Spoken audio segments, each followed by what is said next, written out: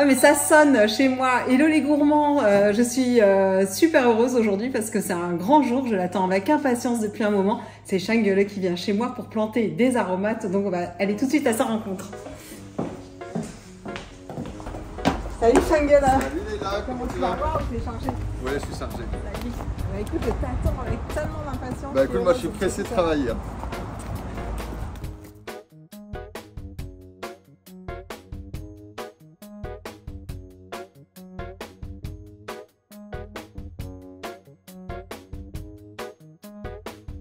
Alors Shangele, tu vas me mettre en appétit. Qu'est-ce que tu as ramené pour faire pousser dans mon jardin? Alors je t'ai ramené quelques plantes dont les plantes que je préfère, c'est-à-dire certaines sortes de basilic.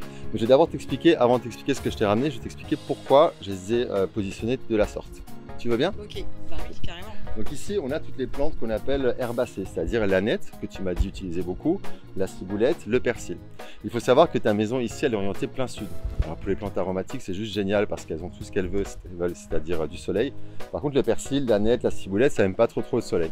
Donc je les ai mises près du balcon en espérant qu'elles absorbent un petit peu moins le soleil. Je les ai abritées aussi avec une botte de foin. Ensuite, on va trouver ici les plantes méditerranéennes. On en a parlé tout à l'heure, c'est-à-dire qu'on va mettre des tuiles, des pierres, de manière à redistribuer la chaleur. Et tu vas trouver du thym citronné, de la sauge, de l'estragon et un thym vulgaire. Ensuite, on va passer sur les fleurs comestibles. On vient d'en parler, c'est la fleur de bleuet que tu retrouves facilement au bord des routes, au bord des chemins, mais que tu retrouves de moins en moins. Une plante que tu vas adorer, que tu connais peut-être déjà, c'est...